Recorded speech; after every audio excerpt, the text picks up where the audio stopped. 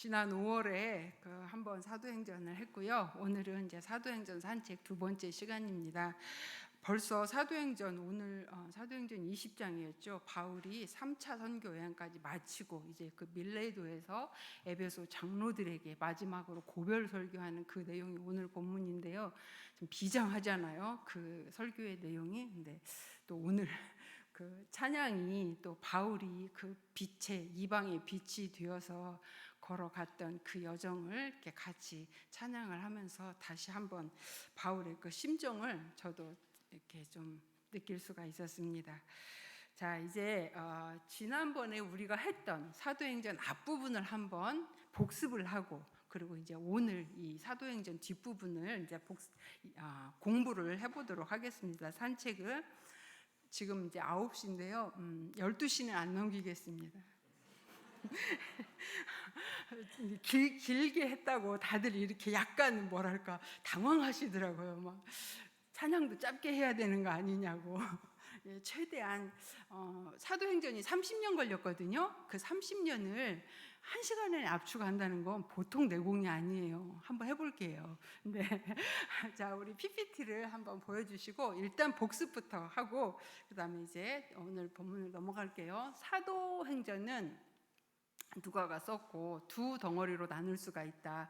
전반부와 후반부가 나누는데 첫 번째 이제 전반부는 1장부터 12장까지 베드로 사도를 중심으로 기록이 되었고, 이후에 사도 바울 사울이 회심한 사건을 뒤로 해서 13장부터 사도행전이 마무리하는 28장까지 바울 사도가 중심이 돼서 사역을 했다. 이게 큰 덩어리로 본 사도행전입니다. 조금 더 이제 그 사도행전을 깊이 보면 우리가 이제 지리적으로 어떻게 확장되었는지 그것을 본다면 예수님께서 부활하시고 제자들과 같이 40일 양육하시면서 이후에 승천하시면서 제자들에게 주신 명령이 사도행전 1장 8절 오직 성령이 너희에게 임하시면 너희가 권능을 받고 예루살렘과 온 유대와 사마리아와 땅끝까지 이르러서 내 증인이 되라 했을 때 그 지리적 영역으로 보자면 1장부터 7장까지가 예루살렘에서 있었던 사역입니다. 다 기억하시죠? 그리고 온 유대와 사마리아는 13장부터 8장부터 12장까지 여기가 이제 빌립이나 이런 다른 집사들 베드로에 의해서 복음이 전해졌던 8장부터 12장까지가 이제 유대와 사마리아이고요. 그 다음에 이제 이후에 13장부터 28장까지가 이제 오늘 우리가 배워야 될, 만나야 될 바울 사도의 2차, 3차 전도 여행을 중심으로 살펴볼 예정입니다. 이렇게 1장부터 7장까지는 예루살렘을 중심으로 오순절 성령 강림 이런 사건이 일어났고요. 그 다음에 이제 유다와 사마리아는 빌립 집사의 전도, 스데반의 순교 이런 사건이 있었죠. 그리고 이제 13장부터 28장까지는 우리가 다 알다시피 바울의 1차, 2차, 3차에 걸친 전도여행, 그리고 1차와 2차 전도여행 사이에 종교, 예루살렘 종교 회의가 어떤 일이 있었는가, 그 이야기와 바울이 어떻게 로마까지 가게 되는지 그 여정을 살펴보려고 합니다. 앞에 우리가 많이 하긴 했지만 뒷부분이 이 바울의 전도 여행이 사도행전에서는 핵심이잖아요. 또 특히 오늘은 이제 지도를 볼 거예요. 근데 사도행전을 읽을 때 지도 없이 읽었다? 잘 못 읽은 거예요. 나는 지도, 지명 이런 거 다 그냥 상관없고 은혜만 받으면 돼. 이건 사도행전을 읽는 재미를 끝까지 못 본 거예요. 오늘 이제 이렇게 사도행전을 지도를 보면 사도행전이 그 바울 사도가 어떻게 복음을 전했는지 그 동선을 확인하면서 이제 갈 예정입니다. 그리고 이렇게 이제 지리적으로 우리가 번졌던 사건을 이제 확인하면 이제 사도행전 그 앞부분에 유대인과 이방인이라는 그 사이에 담이 어마어마하게 높은 넘을 수 없는 담이 있었고, 이 담을 넘어가는 아주 놀라운 사건들이 기록이 되어 있는데 그 첫 번째가 이제 스데반의 순교죠. 7장에서 스데반 집사의 순교가 일어났고, 이 스데반 집사의 순교로 인해서 핍박이 오자 흩어진 예수를 믿는 기독교인들이 막 흩어져서 예수를 전하는 일이 생겼고, 그게 바로 빌립 집사가 사마리아와 또 에디오피아 내시를 만나서 전도한 사건이 아주 중요한 사건이다, 이렇게 얘기했었어요, 지난번에. 그리고 이제 이후에 베드로가 고넬료라는 로마의 백부장을 집에 가서 말씀을 전할 때 성령이 내려와서, 하나님께서는 이 고넬료가 이방인 로마인임에도 불구하고 성령을 주셨다면 이제 앞으로 우리의 복음의 방향은 우리 유대인만이 아니라 이방으로 점점 번져나가겠구나, 이걸 확증하는 사건이 바로 고넬료 사건이었다. 그래서 이 세 가지의 사건은 사도행전에서 굉장히 중요한 사건이다라고 제가 말씀을 드렸어요. 그리고 그 중에 특히 이 빌립 집사의 사건이 복음이 전해질 때 넘어야 할 경계지가 있는데, 지역적 경계지가 있고 민족적인 경계지가 있다. 그게 바로 첫 번째, 사마리아라는 그러니까 이 유대인들이 정말 이방인보다도 더 무시했던 그 땅이 사마리아 땅이거든요. 그런데 이 사마리아에 가서 복음이 전해져서 그곳에 성령이 내려왔다. 이거는 굉장히 놀라운 사건이었고, 그다음 빌립 집사가 에디오피아 내시, 바로 이제 할례 받지 않은 이방인. 그래서 첫 번째 살례 받지 않은, 그러니까 무할례자에게 첫 번째로 베푼 세례가 바로 빌립 집사의 에디오피아 내시. 그래서 지리적인 경계와 민족적인 경계가 넘어가는 사건이었다. 그래서 굉장히 중요하다. 이제 이 에디오피아 내시가 할례를 받지 않았는데 세례를 받고 성령을 받았다. 이제 이게 점점 확장이 돼요. 고넬료의 집이 성령을 받았고, 또 안디옥 교회가 세워져서 안디옥 교회에 성령이 내려오고, 또 바울이 1차, 2차, 3차 전도여행을 통해서 갈라디아 교회, 또 고린도 교회, 빌립보 교회, 에베소 교회, 이렇게 교회가 점점 확장되면서 율법으로 구원을 받는 것이 아니구나, 이제 율법을 지키지 않는 이방인들도 성령이 내려받는구나, 이런 것을 확증하는 이제 그런 아주 중요한 첫 단추가 되는 사건이라고 얘기했었습니다. 자, 그리고 이제 앞으로 바울이 전도 여행을 시작을 하면서 많은 교회들을 개척을 할 거예요. 그런데 우리가 여기서 사도행전에서 교회를 개척한다 할 때 어떻게 염두를 둬야 되냐면, 건물을, 우리가 지금 이제 이렇게 신앙생활 하면서 헌금을 모아서 건물을 세우는구나, 이렇게 생각하면 절대 안 돼요. 사도행전에서 말하는 교회는 건물을 세우는 교회가 아니라 조직 교회를 세우는, 공동체를 세우는 교회였어요. 그리고 이 교회 중에 우리가 꼭 기억해야 될 첫 번째, 우리가 성령이 임해서 내려와서 오순절 성령 강림의 열매로 만들어졌던, 세워졌던 교회가 예루살렘 교회잖아요. 새 교회를 잊지 말고 계속 이제 우리가 염두에 두고 사도행전 산책으로 들어가야 돼요. 그리고 두 번째는 안디옥 교회예요. 이제 곧 만나볼 거거든요. 이 안디옥 교회는 유대인과 이방인이 같이 섞여 있는 교회였어요. 최초의 이방인 교회 지역에 세워진 수리아 안디옥이라는 교회예요. 이 교회는 굉장히 중요한 역할을 하고, 바울이 1차, 2차, 3차 여행을 하는데 이 바울의 전도 여행을 이 교회에서 다 파송해요. 그래서 아주 중요한 교회입니다. 그리고 이제 이따가 좀 살펴볼게요. 여기 말씀은. 그리고 이제 3차 전도여행에서 바울이 개척한 에베소 지역의 에베소 교회. 에베소는 많이 들어봤죠. 우리가 요한계시록에서 첫사랑을 잃었다 책망받은 그 에베소 교회.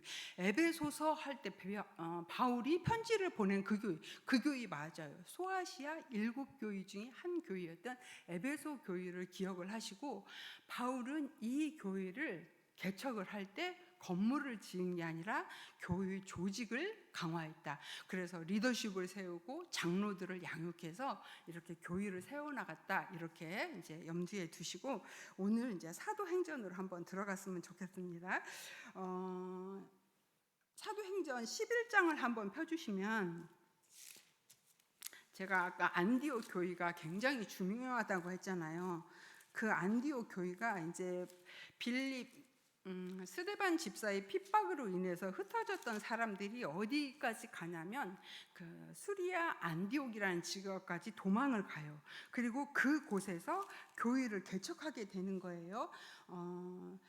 사도행전 11장 19절, 그때에 스데반의 일로 일어난 환란으로 말미암아 흩어진 자들이 베니게와 구브로와 안디옥까지 이르러 유대인에게만 말씀을 전하는데, 그 중에 구브로와 구레네 몇 사람이 안디옥에 이르러 헬라인에게도 말하여 주 예수를 전파하니, 여기가 이제 담을 넘어가는 거예요. 복음이 유대인에서 헬라인, 이방인으로 주의 손이 그들과 함께 하심에 수많은 사람들이 믿고 주께 돌아오더라. 예루살렘 교회가 이 사람들의 소문을 듣고 바나바를 안디옥까지 보내서 바나바가 안디옥 교회의 담임 목사님으로 이제 시무를 하게 됩니다.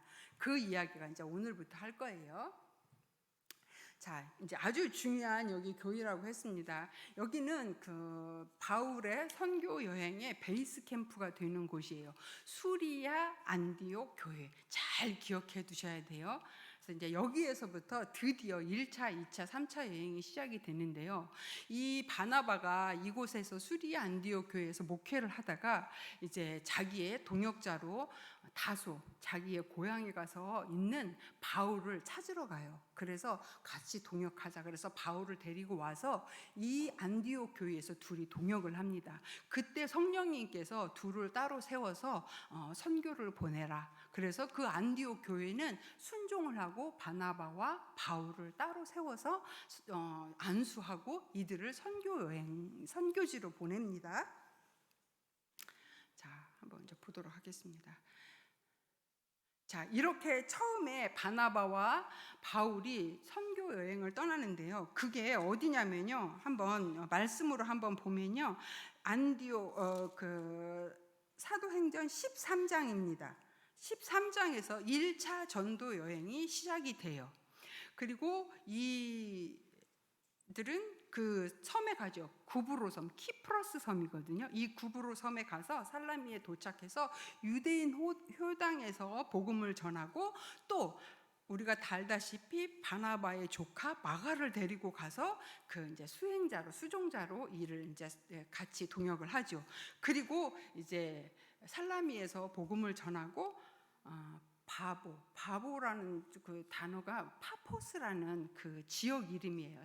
이 키프로스 섬 안에 있는 파포스라는 지역으로 가서 복음을 전하는데, 거기에 그 박수 엘루마를 소경이 되게 하기도 하고, 또 거기에 구브로 총독으로 와 있던 서기오 바울을 회심시킵니다. 총독이 회심이 됐으니 얼마나 기뻤겠어요. 첫 그 전도 여행에서. 그리고 여기에서 이제 사울의 이름이 바울로 개명이 돼요. 옛날에 제가 이제 막 전도사 초년 시절에 저는 바울 그때 그렇게 배웠어요. 진짜 지금 생각하면 너무 부끄러운데, 사울은 큰 자, 바울은 작은 자여서 처음에 교만했던 사울이라고 막 이렇게 큰 자라고 이렇게 불리다가 이제 예수님을 만나서 겸손해져서 바울로 불리게 했다. 이게 아니래요. 나는 그렇게 또 애들한테 설교도 했었거든요. 근데 그게 아니라 사울은 유대인식 이름이고 바울은 이방인들, 헬라인들이 부르기에 쉬운 이름으로, 그래서 이름이 이렇게 개명된 거지 작은 자, 뭐 큰 자의 개념이 아니었다. 이렇게 이제 얘기하는 걸 나중에 이제 알게 됐습니다. 예, 그래서 이제 사울에서 바울로 변한 이 바울이 이제 복음을 전하기 시작하고, 이렇게 이 키프로스 섬에서 전도를 마친 바나바와 바울 일행은 다시 이제 내륙 지방으로 배를 타고 들어갑니다. 그리고 이곳에서 13장 52절에 보면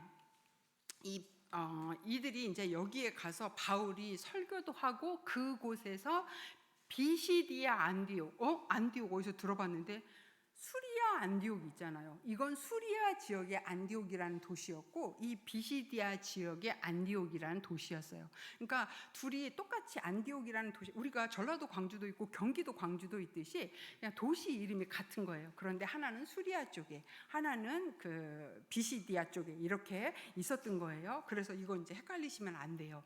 그리고 이렇게 이제 전하는데 이때 바울이 그 비시디아 안디옥에서 안식일에 들어가서 첫 설교를 합니다.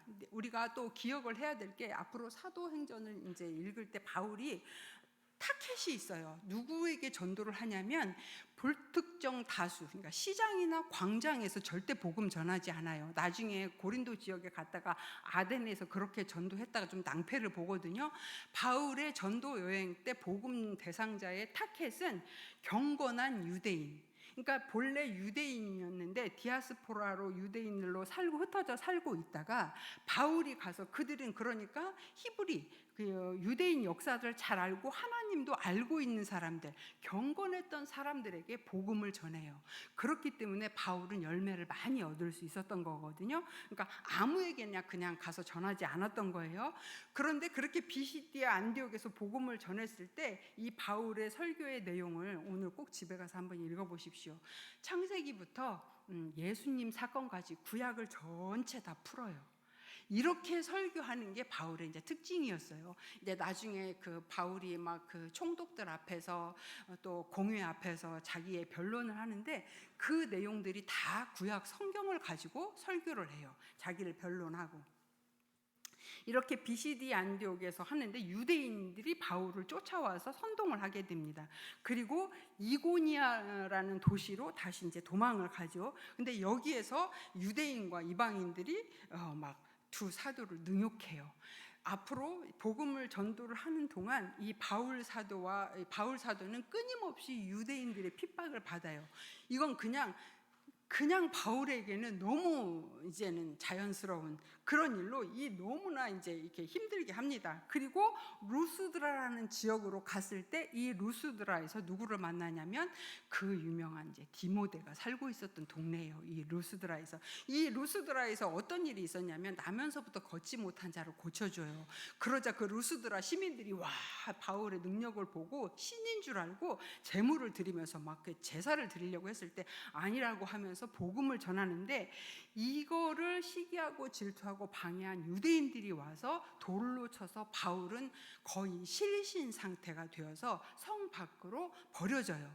그런데 하나님께서 바울을 살려주신 거죠. 바울이 또 툴툴 털고 일어나서 루스드라에서 더베까지 왔었는데 더베에서 일어나서 다시 그곳에서 제자를 삼고 다시 루스드라로 들어가고 다시 이고니아로 들어가고 비시디아 안디옥으로 들어가서 다시 복음을 전해요. 그러니까 바울은 좀 놀라운 사람이었던. 그리고 그 이고니온에서 마지막으로 뭘 하고 어떤 이야기를 하고 그 1차 전도 여행을 마치냐면 너희가 하나님 나라에 들어가려 하면은 많은 고난을 겪어야 한다. 이렇게 1차 전도 여행에서 그 갈라디아 지역의 성도들에게 이렇게 복음을 전하고 이제 1차 전도 여행을 마칩니다. 다시 들어가요. 다시. 자기가 돌로 맞아 죽을 뻔했던 그 도시로 다시 들어가서 너희가 하나님 나라에 들어갈 때 많은 고난을 받아야 된다 하고 안디옥 교회에 와요. 이제 1차 전도 여행이 끝난 거예요. 한 2년 정도 걸린 것으로 추정을 하더라고요. 자, 이렇게 하고 나서 바울과 바나바는 이 선교 보고를 하기 위해서 예루살렘 이제 안디옥 교회에 보고를 했을 때 이방인 지역이 전도가 됐다라는 것을 다 기뻐하는데 예루살렘은 이 이야기를 듣고 이방인들에게 우리가 그렇게 몇천 년 동안 지켜온 율법도 지키지 않고 구원을 받았다고 말하고 다닌다고 이건 아니지. 그래서 예루살렘에서 1차 종교회의가 열려요. 아주 중요한 회의인데 1차 종교회의의 결과는 이방인들에게 앞으로 그 복음 안으로 들어올 기독교인이 될 사람들에게 절대로 짐을 씌우지 마라. 율법의 짐을. 예를 들면 할례, 그리고 구약에서 먹지 말라고 금했던 정결법 음식들 있잖아요. 우리가 만약에 우리도 지금 전도를 받아가지고 우리가 뭐 예수님을 믿으려고 하는데 너희들 지금 먹는 음식 다 먹지 말고 소고기 뭐 이런 양고기 이런 것만 먹고 지금 먹고 있던 식생활 식습관 다 바꾸라고 하면 불가능한 일이잖아요. 그렇듯이 바울도 그렇게 그들에게 그 짐을 씌우지 말라고 이 결론을 예루살렘 종교회의에서 제1차 종교회의였거든. 여기서 결정을 하고요. 이거를 각 이방인한테 이제 편지로 보냅니다.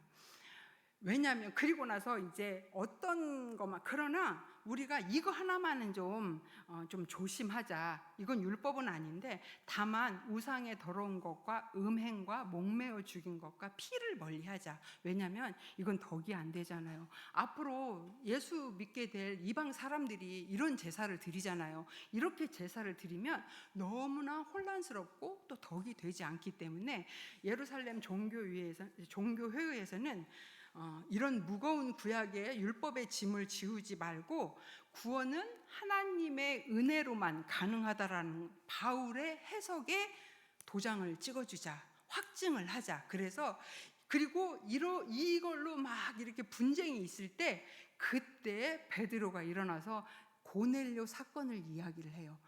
너희들 얼마 전에 보지 않았느냐? 내가 고넬료 집에 가서 말씀을 전했을 때 그곳에 성령이 임했다라는 것은 고넬료가 구약의 음식을 또 할례를 한 것도 아닌데 성령이 임했다는 것은 하나님이 이제 이방인도 구원하겠다는 확증 아니었느냐? 그렇기 때문에 이제 우리는 이렇게 앞으로 이방 교회들에게 구약의 짐을 씌우지 말자. 이거를 베드로가 결정을 하고 야고보, 예수님의 동생 예루살렘 교회의 수장 역할을 하고 있었거든요. 이 야고보가 확증을 지어서 이 문제를 깨끗하게 이제 처리를 합니다. 그래서 이렇게 예루살렘 종교회의가 끝난 뒤에 이제 바울은 2차 전도 여행을 해야 되는데요. 제가 이번에 사도행전 처음에 5월달에 했을 때 사도행전 30년은 예수님을 십자가에 못 박아 죽게 했던 예루살렘 대제사장 그 성전 관계자들 사내들인 공의와 그들이 이 제자들의 활동이 막 거대해지자 이 제자들을 방해하고 급기야 야고보와 스데반까지 순교시키 죽이면서까지 박해하기 시작했다고 했잖아요. 그래서 사도행전 30년의 그 분위기는 사내들인 공의와 예루살렘 교회를 중심으로 한 한판 전쟁이다. 이거를 꼭 염두에 두고 읽어야 된다. 이런 이야기를 제가 했었거든요. 제가 이제 산책을 준비를 하기 위해서 이제 어떤 책을 그 조병호 목사님이 쓰신 사도행전 30년이라는 책을 봤는데요. 거기에 이제 그 사내들인이라는 이 공회죠. 사내들인 공회는 에스라가 바벨론 포로 이제 그 유다 백성들이 바벨론 포로 갔다가 70년 만에 귀환하면서 1차, 2차, 3차 귀환을 하고 2차 귀환 때 에스라가 귀환을 할 때 그때 자체적으로 만들어진 유대의 어떤 종교 지도부였어요. 70명, 71명으로 된 그런데 이게 점점 시간이 지나자 변질이 된 거예요. 그래서 그들은 아주 약삭빠른 사람이 되었고 어떻게 하면은 자기의 그 권력으로 종교적인 이 권력으로 백성들과 사람들을 이용하는 이런 거에 아주 능란했던 사람인데 그 책을 보면서 확인했던 게 뭐냐면 이 사도행전 안에 1차, 2차, 3차, 4차, 5차에 사내들은 공회가 열려서 복음을 전하는 제자들을 핍박했다는 사실을 이제 이번에 제가 좀 알게 됐는데요. 빨리 한번 지나가 보면요. PPT를 해보면요. 자, 1차, 2차, 3차, 4차 검정색으로 된 게 사내들인 공회고요. 그 다음에 이제 오순절 성령 강림 사건이 일어나죠. 그리고 이제 바울의 전도 여행도 이 안에 이제 끼어 들어가는 거예요.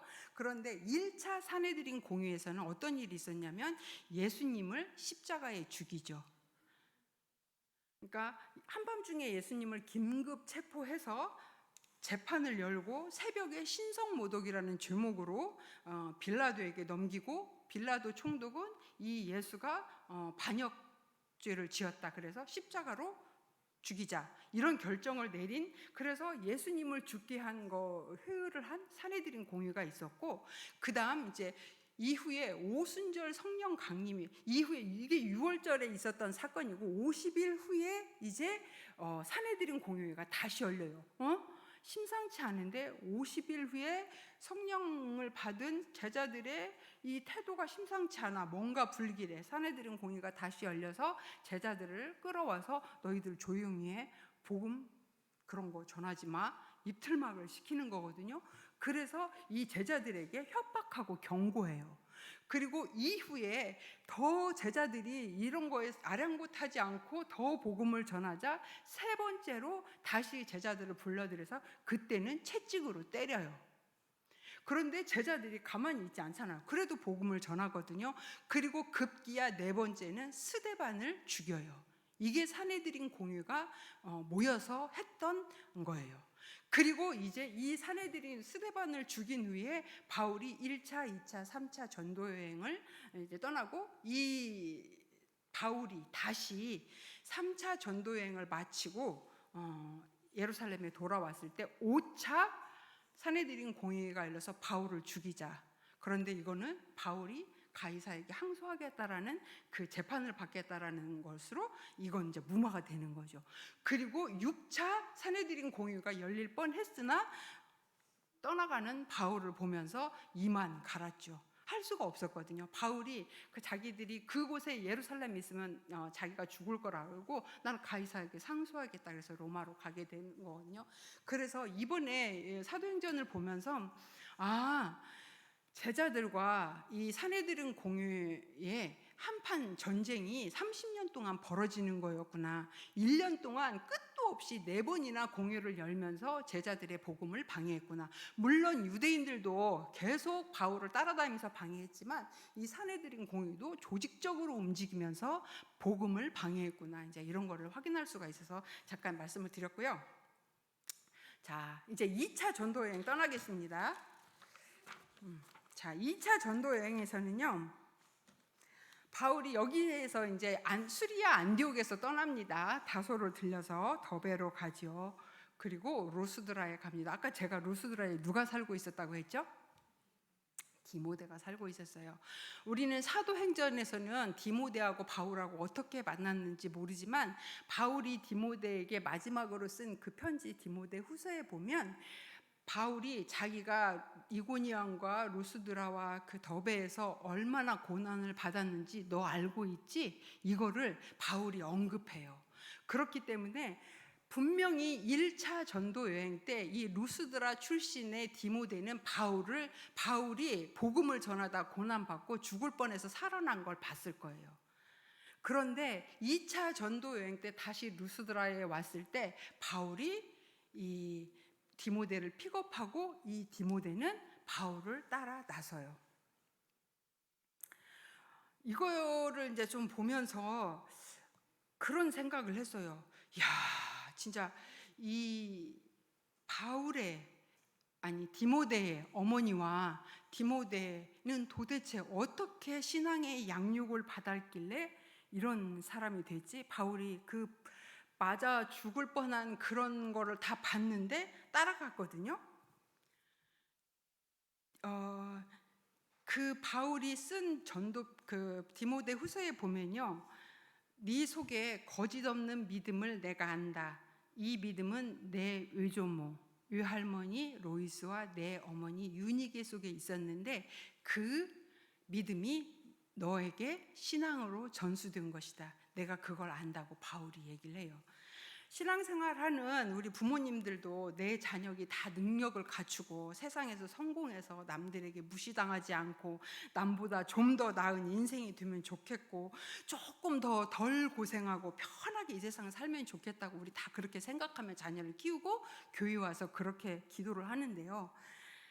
그게 우리 부모님들이 어떻게 보면 공통적인 소망일 것 같으나 성경은 자식을 그렇게 신앙 양육하라고 한 곳이 단 한 군데도 없어요. 복음과 함께 고난을 받으라. 이렇게 너희가 하나님 나라에 들어가려면 많은 고난을 받을 것이다. 이렇게 이야기하지 한 군데도 이렇게 잘 먹고 잘 사는 게 구원이다, 복이다, 크리스찬이다, 신앙생활이다 이런 얘기를 하지 않았더라고요. 그리고 바울이 그러면 디모데는 어떻게 이렇게 믿음으로 잘 길러질 수 있었을까?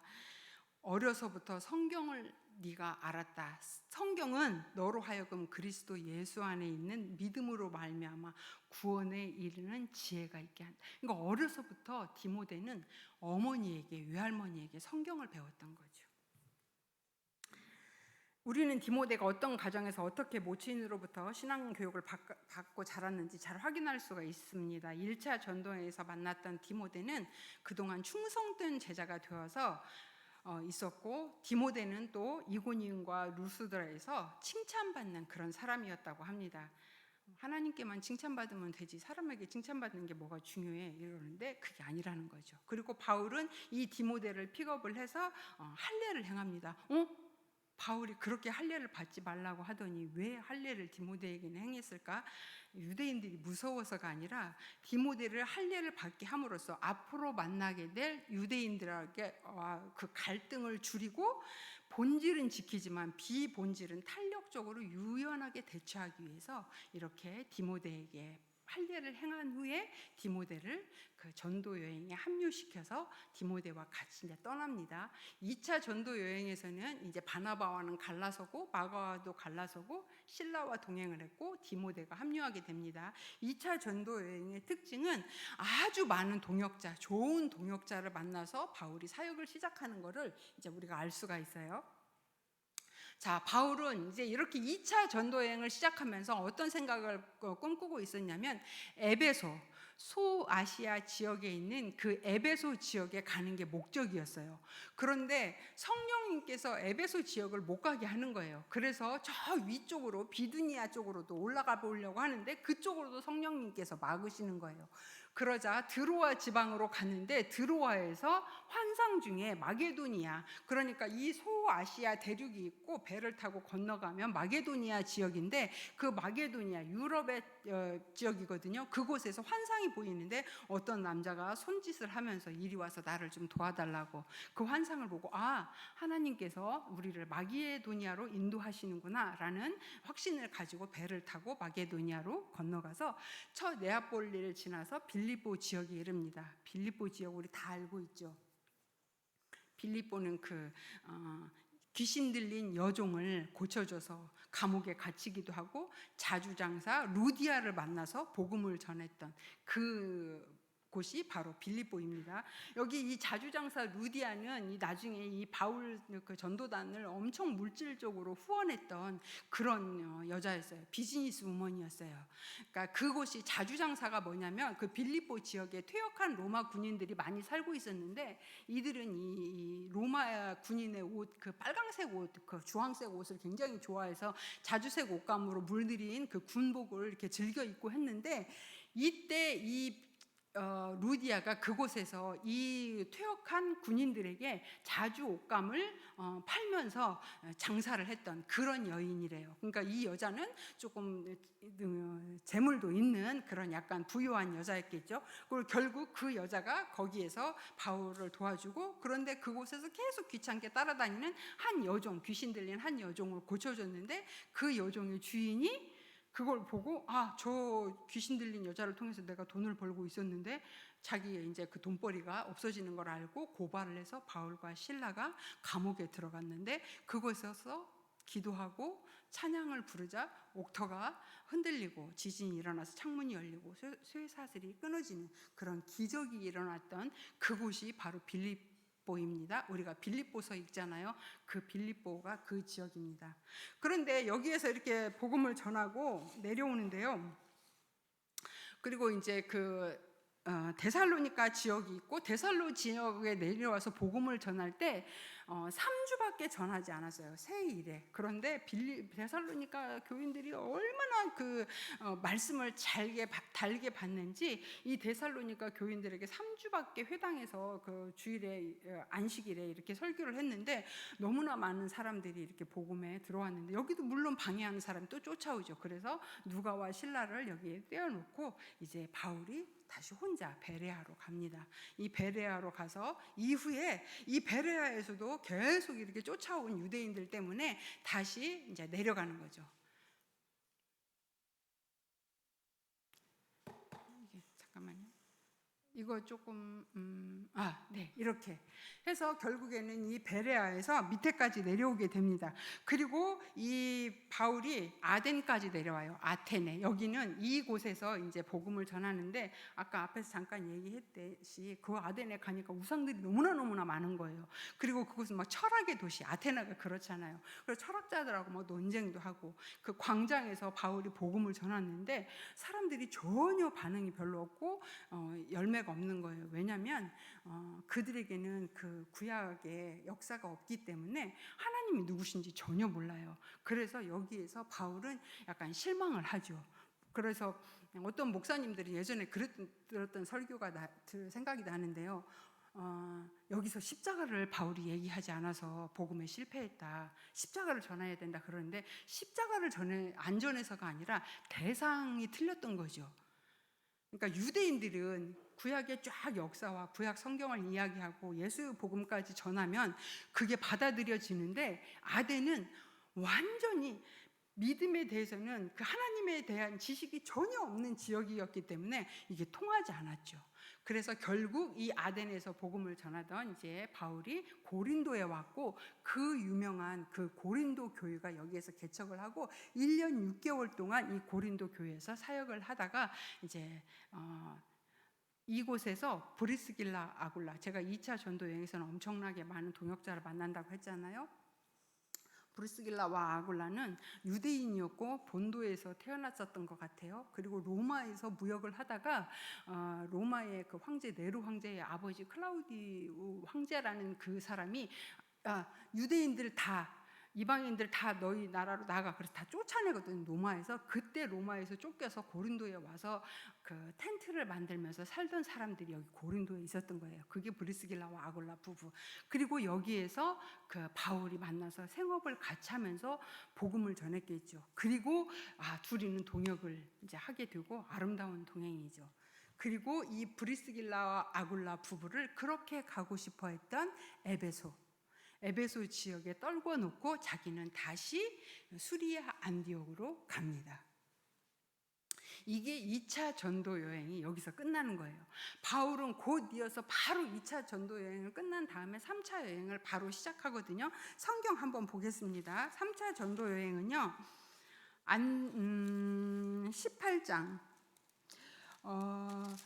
2차 전도 여행은 예루살렘 종교 회의가 끝난 뒤에 15장 35절에서 시작을 하면 이제 2차 전도 여행이 마무리를 하고 18장 23절을 보면 거기에서 바울이 안디옥으로 내려가다 그러잖아요. 그래서 여기서 다시 3차 전도 여행이 시작이 되어요. 19장 그렇구나. 이제 3차 전도 여행을 한번 같이 바울이 2차 전도 여행을 할 때 가장 가고 싶었던 도시가 어디라고 했죠? 에베소. 이제 바울은 지체할 겨를이 없어요. 거기에 그 브리스길라와 아굴라 부부도 이렇게 떼어놓고 왔잖아요. 그래서 이제 에베소를 향해서 출발을 합니다. 그래서 수리아 안디옥을 지나서 다시 더베를 지나서 이렇게 그 자기가 그 전도했던 1차, 2차 전도했던 지역을 다시 가죠. 그리고 에베소 지역에 옵니다. 자, 에베소 교회에서는 아까 제가 앞에서 예루살렘 교회, 안디옥 교회, 에베소 교회 꼭 기억해야 된다 했잖아요. 여기에서 에베소 교회에서 잠깐만 이 에베소 교회를 봅시다. 이 에베소 교회에서 바울은 한 2년 좀 넘게 사역을 하는데요. 이 처음에 도착을 해서 바울이 이렇게 복음을 전하고 바울이 윗지방으로 다녀 에베소에서 왔던 어떤 제자를 만나는데 너희가 믿을 때 성령을 받았느냐? 아니, 우리는 성령의 계심도 듣지 못했다. 그럴 때 바울이 그러면 너희가 무슨 세례를 받았느냐? 요한의 세례인데요. 그러니까 아 그래? 그러면서 바울이 이때 이곳에서 한 12명쯤에게 세례를 주는데 그때 성령이 임합니다. 그러니까 이때 이 에베소 지역에서의 그 성령은 오순절 성령 강림이 재현됐구나 이렇게 이야기를 해요. 그러니까 말씀만 전하는데 뭘 하지 않는데 성령이 내려왔거든요. 그리고 회당에서 3개월 동안 복음을 전했고 이것도 이제 방해를 해요. 그래서 두란노 서원이라는 그 도서관을 빌려서 시에스타 낮잠 시간에, 그러니까 사람들이 그 더워서 일하지 못하는 그 시간에 바울이 그곳에서 세를 얻어서 2년 동안 말씀을 가르칩니다. 왜냐하면 거기에서 이제 바울은 그곳에서 복음을 전할 그 자기의 제자들을 길러낸 것 같아요. 그래서 우리가 그 우리가 알고 있는 그 빌레몬서의 빌레몬이 있잖아요. 그 사람이 여기 출신이라고 그렇게 하더라고요. 그러니까 바울은 2년 동안 그 에베소에서 사역을 하면서 그 다음 제자들을 굉장히 많이 양성을 한 거죠. 그런데 이제 여기에서 어떤 에베소 교회에서는 에베소 지역에서는 굉장히 특이한 일이 많이 일어났는데요. 한번 봅시다. 10절에 한번 봅시다. 10절. 19장 10절. 2해 동안 이같이 하니 아시아에 사는 자나 유대인이나 헬라인이나 다 주의 말씀을 듣더라. 하나님이 바울의 손으로 놀라운 능력을 행하게 하시니 심지어 사람들이 바울의 몸에서 손수건이나 앞처마를 가져다가 병든 사람에게 주면 그 병이 떠나고 악기도 떠나. 정말 놀라운 일이 일어나는 거잖아요. 세상에 얼마나 바울이 능력이 있으면 바울의 손수건을 갖다가 아픈 사람한테 댔더니 그 병이 낫고 귀신이 떠나가면, 만약에 목사님 손수건이 그런 능력이 있다면 우리 다음 주에 우리 교회는 정말 전국에서 몰려든 사람들 때문에 우리 교회는 그냥 부흥이 될 건데, 그게요, 봅시다. 이걸 할 때 11절에 하나님의 바울의 손으로 놀라운 능력을 행하게 하나님이 하셨나요? 바울이 했나요? 하나님이 하셨잖아요. 바울은 뭘 했는데요? 말씀만 가르쳤어요. 2년 동안 쉬지 않고. 바울이 그렇게, 그러니까 손수건이나 앞치마를 댄 사람들이 병이 낫고 귀신이 떠나가는 것은 말씀을 바울이 잘 가르치니까 그 바울이 잘 가르치는 말씀이 옳다라고 하나님이 확증해 주셔서 이런 역사가, 기적을 일어나게 한 거죠. 기적이 먼저가 아니고, 기적이 먼저 딱 봤더니 말씀을 배우는 게 아니고 말씀을 잘 듣고 배웠더니 이런 이적과 표적이 따라오는 거죠. 선물처럼. 그래서 그 마술과 우상으로 가득했던 예배소가 이렇게 하나님의 말씀으로 흥왕해지고 세력을 얻었다고 그렇게 기록을 하고 있죠. 그러니까 우리는 끊임없이 하나님의 말씀을 가르치고 전하고 이렇게 하면 기적과 이사가 따라오는 거죠. 여기에서는 너무 많은 일들이 있어요. 사실 근데 다 할 수는 없고요. 아데미 여신 있잖아요. 이 여자의 그 가슴이 24개. 왜 그 여자를 섬겼을까요? 풍요와 다산. 나를 풍요하게 하고 자녀를 많이 낳게 해주는 우상이면 누구도 괜찮아. 그래서 여기에서도 바울이 외치잖아요. 사람의 손으로 만든 것은 신이 아니다. 그래서 그곳에 그 아데미 여신을 팔아서 장사를 하던 은장색 데메드리오가 폭동을 일으키고, 그래서 결국 거기에서도 에베소에서도 쫓겨나는 그런 일들이 이 에베소 지역에 있었습니다. 이렇게 에베소 지역에서 사역을 하고 있을 때 고린도 교회 2차 전도 여행에서 개척했던 고린도 교회에서 연락이 와요. 그래서 바울이 고린도 교회를 가고자 해요. 고린도 교회가 굉장히 심각한 몸살을 앓고 있었어요. 바울이 막 사도권을 의심하면서. 그래서 바울이, 그런데 이거는 사도행전에 아주 그 원인을 제공하지 않았기 때문에 잘은 몰라요. 그게 고린도 교회 문제가 있어서 그런지. 이때는 고린도 전서와 후서를 같이 읽으면서 사도행전을 읽어야 이게 끼워 맞추게 되는데, 오늘은 그냥 동서만 이야기하고 마무리하도록 하겠습니다. 이렇게 그 고린도 교회를 찾아가려고 윗지방으로 가요. 빌립보를 거쳐서 그 드로아에서부터 쭉. 이렇게 가게 되고, 그런데 고린도 교회까지 갔는데 고린도 교회에서 바울을 받아들이지 않아요. 그래서 낙심한 마음으로 다시 뒤로 돌아서 오는 그 동선이 사도행전이 기록이 되어 있습니다. 그리고 결국 이제 바울은 3차 전도 여행을 마치고 에베소에 들어가서 자기가 2년 동안 가르쳤던 그 교회의 장로들과 작별 인사를 해야 되는데, 그 에베소 지역이 지금 폭동이 일어나서 위험하거든요. 그래서 드로아로 내려와요. 그 에베소 지역 밑에 그곳에서 에베소 교회, 자기가 양육했던 에베소 교회 장로들을 다 불러 모아서 마지막 고별 설교를 하죠. 그게 오늘 말씀, 묵상 말씀이에요. 거기서 그리고 이제 다윗이 이야기를 합니다. 나의 달려갈 길과 주 예수께 받은 사명을 전하려 하면은 나는 나의 생명을 조금도 귀한 것으로 여기지 않겠다. 왜냐하면 너 지금 예루살렘에 가면 너를 죽이겠다고 지금 벼르고 있는 사람들이 있는데 너 거기 가면 잡혀서 죽어. 다 말려요. 근데 바울이 괜찮다고, 나는 성령에 매여서 예루살렘에 가겠다 하고 그 밀레도에서 그 자기가 가르쳤던 그 장로들과 함께 같이 이제 눈물로 헤어집니다. 그리고 돌아오게 되죠. 전도 여행이 여기서 3차 전도 여행이 마칩니다. 그리고 이제 이 예루살렘에 들어간 그 바울은 체포가 돼서 가이사랴 감옥에 2년 동안 갇혀 있다가 거기에서 로마 황제에게 항소를 해서 로마로 가는 여정이 그 다음입니다. 바울이 이제 사내들인 공회, 아까 제가 1차, 2차, 3차, 4차, 5차에 대해서 사내들인 공회가 열렸다고 했잖아요. 이제 1차, 2차, 3차, 그러니까 4차까지 끝난 후에 30년이 지난 후에 5차 사내들인 공유가 열렸고 바울은 이제 죄인이 되어서 사내들인 공유 앞에 섰습니다. 그 내용이 바로 23장에 있습니다. 23장 한번 보실까요? 엄청 어렵죠? 이게 뭔 소리야?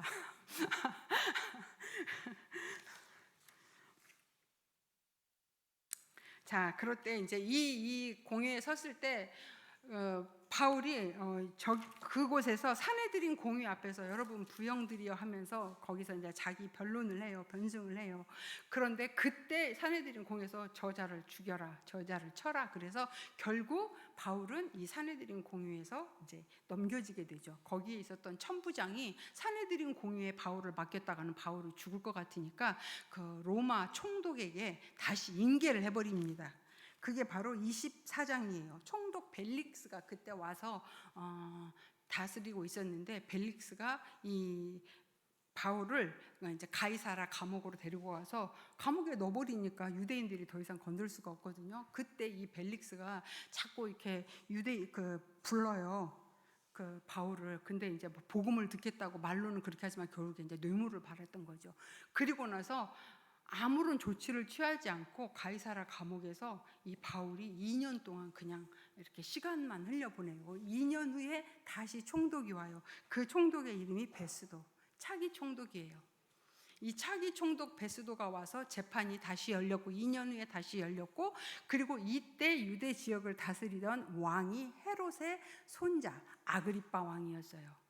이 아그리빠 왕과 이 아그리빠 왕 앞에서, 그리고 벨릭스 앞에서, 베스도 앞에서 자기의 변증을 하는 내용이 또 사도행전 22장과 26장 사이에서 이렇게 다 들어가 있습니다. 그러니까 여기에서는 벨릭스 뭐 어쩌고, 베스도 뭐 어쩌고, 아그리빠 뭐 어쩌고, 사내들이 뭐 어쩌고, 이렇게 읽지 마시고 이제 앞으로 이제 할 거잖아요. 앞으로 계속 묵상할 거잖아요. 3차 전도 여행이 끝났으니까 바울이 이렇게 억울하게 여기에서 이렇게 많은 재판을 받았구나. 그리고 바울이 그곳에서 많은 자기의 변론을 하거든요. 그 변론의 내용을 잘 묵상을 하면서 바울이 이런 사람이었구나. 이걸 다시 확인하면서 이제 사도행전 그 뒷부분을 마무리하시기를 바랍니다. 그리고 결국 아그리빠가 뭐라고 하냐면, 이 아그리빠 왕이 차라리 가이사에게, 보니까 별 죄가 없거든요. 가이사에게 너가 항소만 하지 않았더라도 풀려날 수 있는데, 이렇게 얘기하지만 결국 바울이 이제 여기에서 항소를 하게 돼서 떠나게 됩니다. 로마로 가는 길은 27장과 8장에 있는데요. 이렇게 출발을 해서 배를 타고 출발을 해서 키프로스 섬에 도착을 해서 또 유라굴라라는 광풍을 만나서 멜리데 섬에 도착을 했는데, 그 멜리데 섬에서 막 난파하잖아요, 배가. 그래서 거기서 불을 쬐고 음식을 먹고 있는데 독사가 달려드는데 죽지 않고, 추장의 아들이 보더니 어떻게 이렇게 죽지 않느냐. 그래서 거기서 복음을 전하고 하고 그 섬을 또 전도를 하고, 그런 내용들이 또 뒤에 있습니다. 그리고 결국 바울은 이렇게 자기가 그토록 원하던 로마에까지 가게 돼서 여기에서 가택연금으로 2년을 있으면서 우리가 잘 알고 있는 목회서신, 옥중서신, 에베소서, 빌립보서, 골로새서, 빌레몬서, 이 4개의 편지를 각 교회들에게 보내고, 이제 잠깐 풀려나서 다시 전도를 하다가 2번째 갇혔을 때, 다시 잡혔을 때 로마의 네로 황제 때 이제 그 순교를 하는 걸로 바울의 일생은 마무리되는데, 사도행전 뒷부분은 바울의 순교까지는 다루지 않아요. 그래서 이렇게 바울의 그 전도 여행을 한번 간단하게 살펴봤습니다. 50분 동안 제가 엄청나게 너무 어렵죠. 근데 제가 이제 저번에 우리 그 어성경 이제 마무리하는 날 그 요한계시록을 했었거든요. 이제 요한계시록을 막 열심히 이제 하고 나서 이제 그 중에 한 집사님이 가시면서 빨리 가서 요한계시록 읽어봐야지 이렇게 하고 가시더라고요. 그러니까 이렇게 설명을 듣고 나면, 구조 산책을 설명을 듣고 나면 이렇게 읽고 싶은 생각이 들거든요. 그러니까 집에 가셔서 잊어버리기 전에 사도행전 한번 쭉 읽으시면 혹시 또 눈에 보일지도. 근데 사실 그 사도행전 지도가 굉장히 어려워요. 전사님 정말 그래도 저는 그래도 좀 익숙하잖아요. 왜냐하면 너무 많이 했기 때문에. 제가 사도행전을 정말 좋아해요. 사도행전을 제가 성경책 중에 제일 좋아해요. 그래서 이 동선이 너무 재밌어가지고 저는 계속 봤었거든요. 그 사건들이 또 너무 재밌고, 그래서 저는 좀 익숙해서 그런 거죠. 자, 이제 제가 강의를 마무리하려고 하는데요. 이번에 제가 이제 그 묵상을 하면서 저는 사도행전 16장 그 2차 전도 여행 때 바울이 마게도니아의 그 남자의 환상을 보고 건너가서 갔던 그 빌립보 지역에 가게 되잖아요. 와서 우리를 도우라는 마게도니아 환상을 보고 빌립보에 도착한 바울 일행이 점치는 귀신 들린 여종을 고쳐줘서 그 무리들이 고발을 하고 매를 맞고 감옥에 갇히잖아요. 그런데 바울과 실라가 그 기막힌 상황에서 기도하고 찬송을 불렀더니 옥문이 열리고 지진이 나서 옥문이 열리고 쇠사슬이 다 풀어진 그런 사건을 제가 묵상을 하면서, 빌립보라는 도시가 예수가 없다면 이렇게 귀신 들린 여종과 같은 그런 도시였겠구나.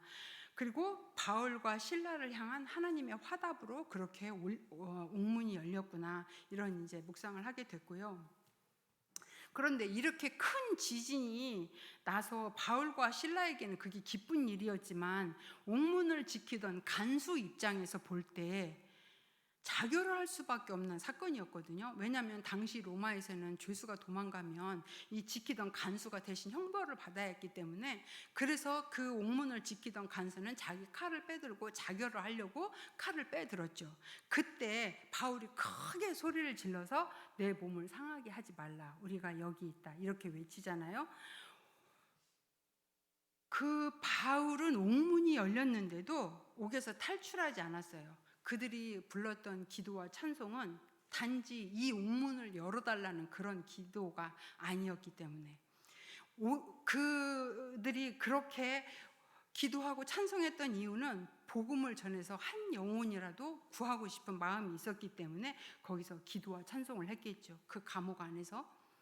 인생의 목표가 자유롭게 사는 것이 아니라 그 자유를 하나님께 반납을 하고 스스로 갇힌 자가 되어서 한 영혼을 구하는 것에 가치를 두었기 때문에 바울과 실라는 그렇게 할 수 있었을 거예요. 그때 인생 최고의 질문을 던집니다. 내가 어떻게 해야 구원을 받을 수 있겠습니까? 옥에 갇혀서도 기도와 찬송을 하는 그 바울과 실라에게 구원을 빚을 받던 간수는 그래서 그에게 그 순간에 질문을 하는 거예요. 인생 최고의 질문, 내가 어떻게 해야 구원을 받을 수 있겠습니까? 그때 바울이 대답합니다. 주 예수를 믿으라. 그리하면 너와 내 집이 구원을 받으리라. 기독교 진리의 핵심을 선포하는 거죠. 주님, 내가 어떻게 해야 구원을 받을 수 있습니까? 구원이 무엇입니까? 단지 구원이 우리가 죽어서 지옥 가지 않고 천국에 가서 사는 거, 그게 구원은 아니잖아요. 구원은 이 세상에서 내가 더 많은 것을 원하고 많은 것을 얻어내는 그런 삶을 사는 것이 구원이 아니잖아요. 구원은 날 때부터 죄인인 내가 죄의 본성을 지니고 살아가면서 하나님의 진노를 피할 수 없는 그런 존재였는데, 그런 하나님의 진노의 대상이었던 내가 예수님을 통해서 하나님의 사랑의 대상이 되었다는 것, 그게 구원이잖아요. 예수님이 나를 대신하고 십자가에 죽으셨고 죄인인 우리가 죄사함을 받고 의로워지게 되었다는 것, 이것이 창세기부터 하나님이 우리를 구원하신 계획이고 방법이잖아요. 이게 복음이잖아요. 그래서 바울은 이걸 전하기 위해서 일생을 바쳤던 거잖아요.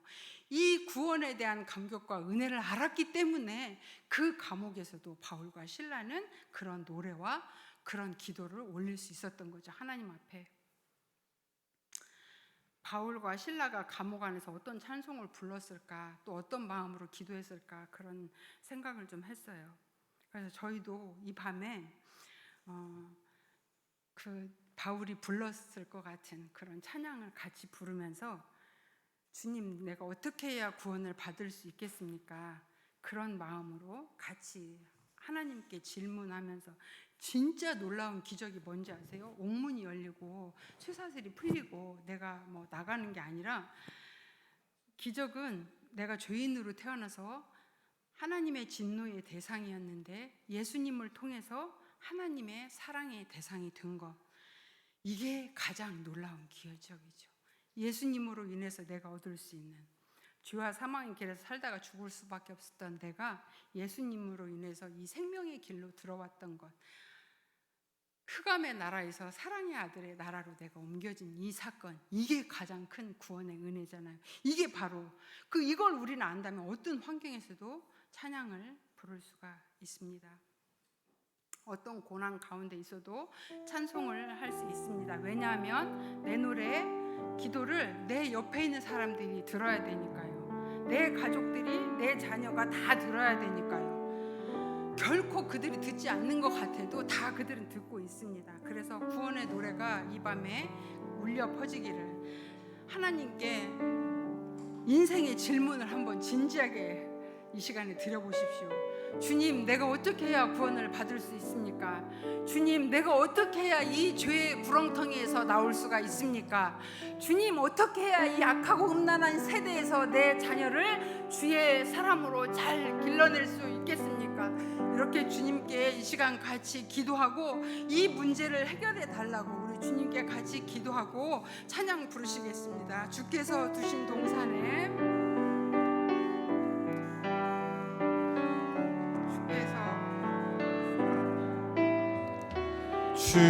주께서 주신 동산에 땀 흘리며 씨를 뿌리며 내 모든 삶을 드리니, 날 사랑하시는 내 주님께, 날 사랑하시는 내 주님께 비바람 앞을 가리고 내 육체는 세잔에 져도 내 모든 삶을 드리리.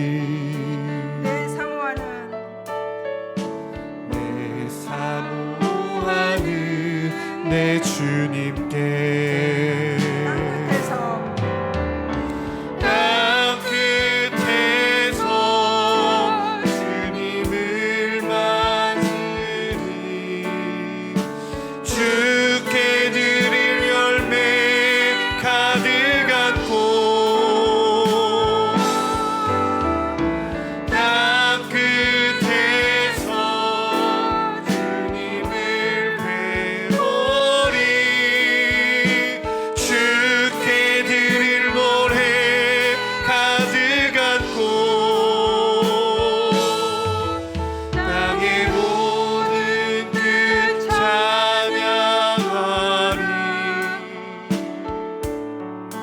주님 오실 길 예비하라.